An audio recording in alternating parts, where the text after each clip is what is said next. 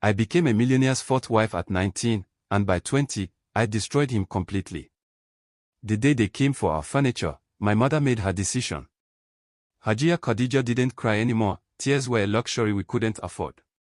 Not with 42 million naira in debt crushing us like the Lagos sun on zinc roofing. Amina, Alhaji Mustafa has agreed to pay everything, she said, her voice flat as burnt groundnut oil. I was folding my little brother Yusuf's school uniform. My hand stopped. What did you promise him, Mama? She couldn't look at me. That's when I knew. The proposal came gift-wrapped in financial salvation. Marry Alhaji Mustafa Bello, telecommunications mogul, 3 wives deep, 58 years breeding. In exchange, our family walks free. My mother gets 15 million extra. My siblings keep their school fees. I had 3 days to decide. On day 1, I said no while clutching my Bayero University admission letter, computer science, final year, 4.8 GPA. On day 2, I said no while reading Chidi's text, run away with me. We'll figure it out. On day 3, I watched debt collectors drag our generator into a truck while Yusuf stood in the doorway, 12 years old with adult eyes. I said yes on day 4. The wedding was a circus, 2,000 guests, enough jollof rice to feed Sebum Guri twice over, gold jewelry that felt like shackles. I smiled for photos while my soul bled out. Mustafa's other wives watched me with expressions ranging from pity to cold calculation. His youngest wife, Hawa, 26 and sharp as broken glass, whispered as I passed, "Welcome to the cage, little bird. Hope you brought wings that work." I should have listened. Because 3 months later, I discovered my husband didn't marry me for love. He married me because he thought I'd stolen 800 million naira from him. The first rule Mustafa gave me, never enter his private study. I broke it on week 12. Marriage to Alhaji Mustafa was a performance art degree I never applied for. Smile at his business associates. Laugh at jokes that weren't funny. Pretend I didn't hear wife number 2, Zainab, crying through the walls every Thursday night. The compound was a kingdom of secrets. Each wife had her section, her children, her quiet wars. Hawa controlled the kitchen budget and used it like a weapon. Zainab, the second wife, spent hours in the garden talking to flowers like they'd answer back. And Maryam, the first wife at 52, moved through the house like smoke, present but untouchable. I played the obedient bride. Attended Quranic classes. Wore the right colors. Said the right prayers. But at night, while Mustafa slept, I charged my old laptop, the one I'd hidden under my mattress, and coded. Small projects. Freelance work. Keeping my skills sharp because I knew, somehow, I'd need them.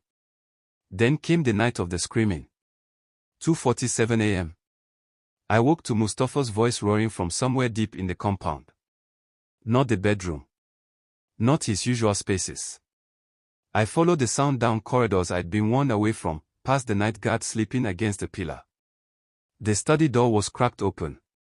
Through it, I saw Mustafa hunched over 3 computer monitors, his face illuminated by angry red text scrolling across screens. Another man stood beside him, tailored suit, laptop bag, the smell of expensive cologne and desperation. "Trace the IP address," the man was saying. "Whoever's stealing from you knows your systems inside out. They are good. University-level coding. Maybe better." My blood turned to ice water. Because on the center monitor, I recognized the code structure. The syntax. The encryption patterns. It was my coding style, or from my university projects. They weren't just investigating a hacker. They were investigating me. I stumbled backward, my bare foot catching on the Persian rug. The sound was small, but in the 3 a.m. silence, it was thunder. Mustafa's head snapped toward the door. I ran. Back through corridors, past sleeping wife's quarters, into my bedroom where I collapsed against the door, heart hammering like Durbar drums. My hands shook as I pulled out my hidden laptop and started digging. If someone was framing me, I needed to know how deep this went. I hacked into my own university server, easy. I'd helped design the security system for a class project. My GitHub repositories had been accessed 47 times in the last 3 months. Not by me. By someone in Enugu. Enugu. Where Chidi lived. My ex-boyfriend. The one who'd promised to wait. The one I'd ghosted after the wedding because what was the point of hope? I pulled up his social media. Chidi Tech Solutions, a startup that had mysteriously launched 2 months after my wedding. Funded by anonymous investors. Sleek office. 6 employees. The math was mathing in ways I hated. By dawn, I'd found the trail, 800 million naira stolen from Mustafa's cryptocurrency wallet over 8 months, routed through shell companies in Lagos and Abuja, then vanishing into Enugu-based tech firms. Someone with my coding fingerprint. Someone who knew my work. Someone with access to my university projects. I heard footsteps outside my door, heavy, deliberate. Mustafa's voice came through the wood. Amina, I know you're awake. We need to talk about what you saw. My laptop was still open, evidence scattered across the screen. I had 10 seconds to decide, confess I'd been spying, or pretend to know nothing. Either way, I was already caught in a trap I didn't understand. I opened the door. Sometimes the only way out is through. Mustafa stood there in his sleeping kaftan, but his eyes were wired, he hadn't slept. Behind him, dawn prayer calls echoed across Kano, haunting and beautiful and completely wrong for this moment. You heard everything, he said. Not a question. Yes. He studied my face like I was malware he was debugging. Are you the thief? No. Prove it. I opened my laptop, turned it toward him. I spent the last 4 hours doing your job. The hacker isn't me, they are copying my style. Look at this, my GitHub repos accessed from Enugu IP addresses. Whoever's framing me studied my code. Mustafa's expression shifted, surprise, then something sharper. He stepped into my room, closing the door behind him. This close, I could smell his out perfume and see the exhaustion etched around his eyes. You're saying someone close to you is involved? My ex-boyfriend runs a tech startup in Enugu. Chidi Tech Solutions. Launched 2 months after my wedding with anonymous funding. I pulled up the shell companies. The money trail disappears into Enugu. Not a coincidence. Mustafa was quiet for a long moment. Then, why should I believe you? You could be showing me false evidence. Because if I were guilty, I'd have run the second I heard you in that study. I met his eyes. And because I'm about to offer you something worth more than 800 million naira. His eyebrow raised. Which is? A hacker who knows your systems well enough to steal from you, also knows how to destroy whoever did this. I closed my laptop. I'll find your thief and get your money back. But I want something in exchange. Name your price, Mustafa said, and I saw something new in his face, respect. Divorce, I answered. Enugu smelled like rain-soaked red earth and betrayal. I told Mustafa I was visiting my sick aunt. He didn't believe me, but he let me go, with a tracker in my phone and a tail I pretended not to notice.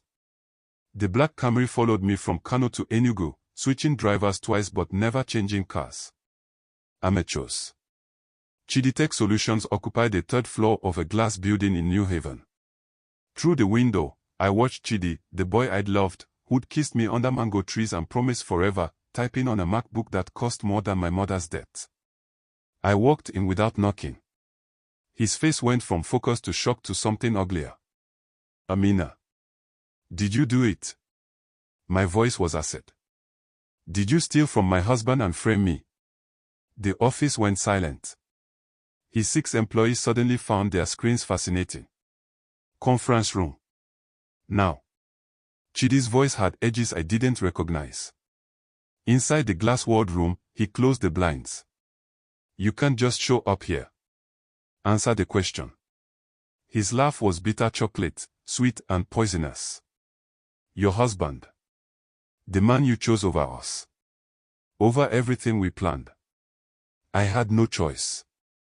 You always had a choice. He slammed his hand on the table. You picked money. Security. You became exactly what you said you'd never be, some rich man's property. The words hit like slaps. So you destroyed my life? Made me look like a criminal. Chidi's smile was a stranger's. I made you valuable, Amina. That old man married you because he thinks you're dangerous. I gave you power. You gave me a prison sentence.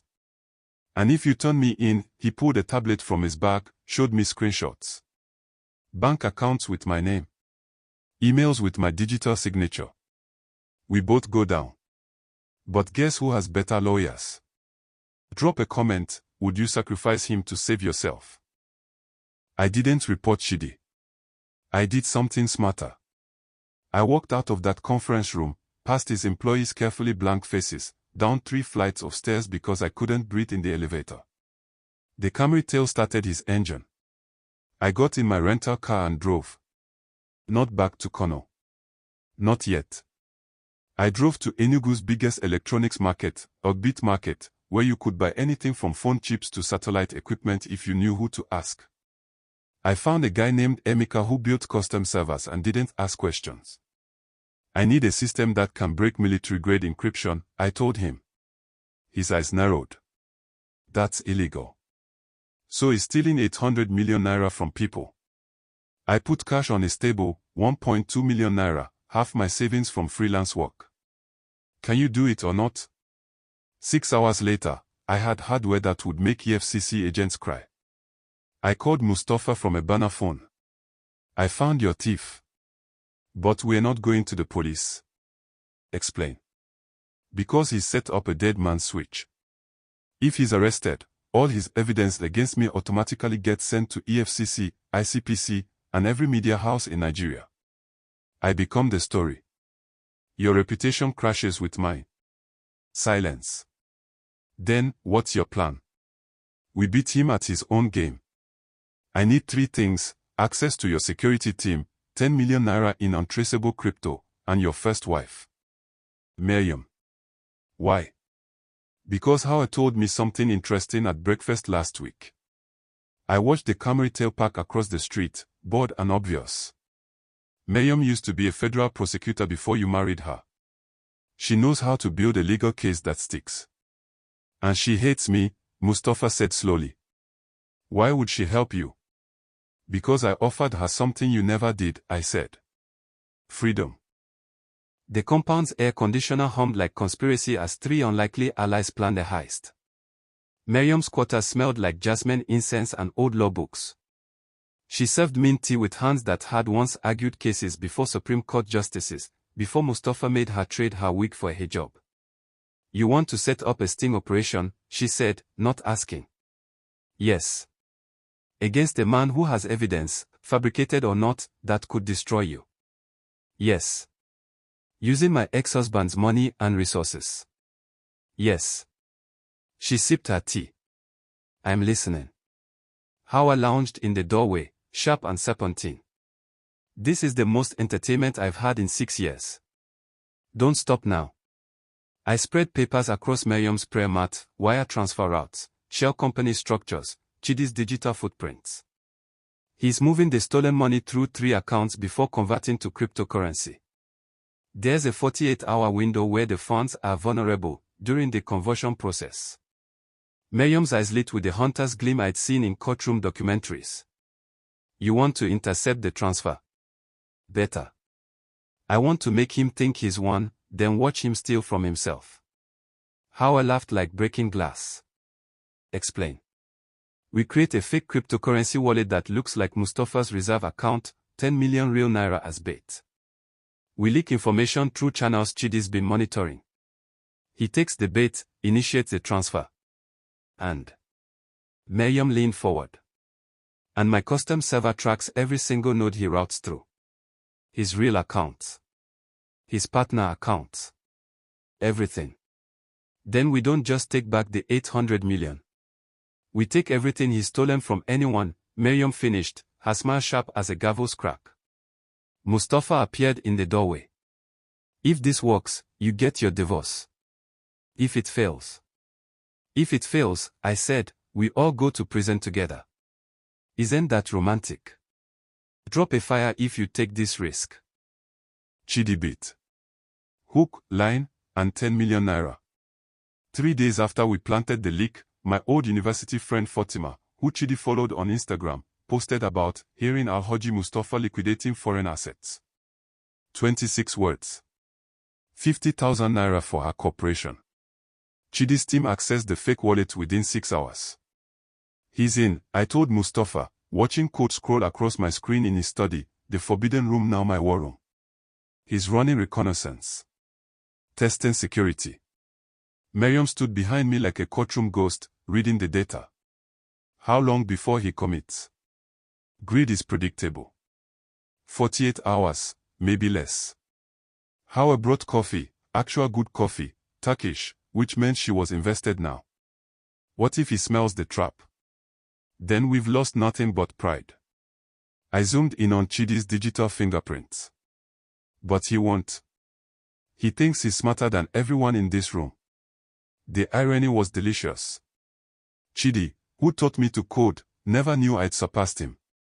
My university professors called my final project graduate-level work. I dumbed down my skills around him, shrinking myself to make him feel tall. Never again. Day 2, Chidi initiated the transfer sequence. 10 million naira started moving through his laundering chain, a Lagos shell company to Abuja Crypto Exchange to Enugu Conversion Vault. My server lit up like a Christmas tree, tracking every node. We've got him, Miriam breathed. But then, the screen flashed red. A message appeared in the code. Did you really think I wouldn't notice, Amina?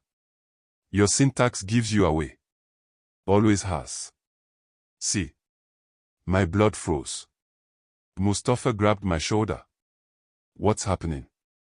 The 10 million reverse course, but not back to us. It was routing somewhere new. Somewhere none of my tracking could follow. He's not stealing the bait, I whispered. He's using it to find something else. Something we didn't know he wanted. Chidi wasn't after money. He was after Mustafa's government contract files, worth 40 billion naira. He's in the Department of Defense server. My fingers flew across keys, trying to block him. How does he even know about your military contracts? Mustafa went pale. Those files are classified. If they leak, you go to prison for treason, and every politician you've bribed goes down with you. Miriam's voice was flat. Who else knew? The room went silent. Then Hawa spoke, her voice small, Zainab. We turned. Hawa looked sick. Second wife Zainab. She's been different lately. New phone. Secret calls. I thought she had a lover, but she's Chidi's inside source. Pieces clicked together in my head. He's been paying her for information. That's how he knew my coding style, my university projects, everything. She had access to this house, to Mustafa's papers. Where is Zainab now? Mustafa's voice could cut still. Hawa pulled out her phone, checked the family tracking app. She's not in the compound. Her location shows Matola Muhammad Airport, Lagos. Terminal 2. She's running. Miriam was already moving. Before the files transfer complete and she's no longer useful. I had maybe 3 minutes before Chidi downloaded 40 billion naira worth of classified defense contracts, troop movements, weapon purchases, political payoffs. Information that could topple governments. My hands moved on instinct, building a counter-hack I'd theorized but never deployed. Risky. Potentially illegal. Definitely my only shot. What are you doing? Mustafa asked. Something your government friends won't like. I hit enter. I'm erasing the files. All of them. His copy and yours. That's insurance, I said as code cascaded across the screen, deleting everything. Now neither of you have evidence. Which means we need Zainab alive. How fast can we get to Lagos? We caught Zainab at the gate. What she told us changed everything. Mustafa's jet landed in Lagos 90 minutes later. We found her at the international terminal, boarding pass to London in hand, designer bag probably stuffed with cash. Zainab. Mustafa's voice made security guard step back. She turned, and I saw it, not guilt, but relief. I was wondering when you'd figure it out. You sold me out to a criminal. Mustafa's face was stone. I sold myself out to get away from you. Zainab's laugh was broken glass. Chidi approached me 6 months ago. Said he'd pay me 50 million naira for information and get me a new identity abroad. I'd finally be free. You committed treason. You committed marriage. She screamed it, and the airport froze. I was 17 when you married me. My father sold me like cattle. You want to talk about crimes? The words hit me like bullets. Because she was right. We were all victims in someone's game. Miriam stepped forward. If you testify against Chidi, we can protect you. Get you immunity. I don't want protection. I want out. Then give us Chidi's location, I said quietly, and I'll give you something better. Evidence that Mustafa's been hiding assets abroad, enough to file for divorce and take half under Nigerian law. Mustafa's head snapped toward me. You had access to your computers for 3 months, I finished. Did you think I was just sitting pretty? Zainab's eyes widened. You'd betray him. I'd free us both. I held out a flash drive. Chidi's in Lagos. Where? She took the drive. Checked the files. Smiled. Banana Island. Villa 47. He's been there all week. 20 minutes later, EFCC raided the villa. They found Chidi. They found 2.3 billion naira in stolen assets from multiple victims. And they found something else, something that meant I'd never be truly free. Drop a comment, should I tell you what they found? Part 2 drops if this hits 1000 likes.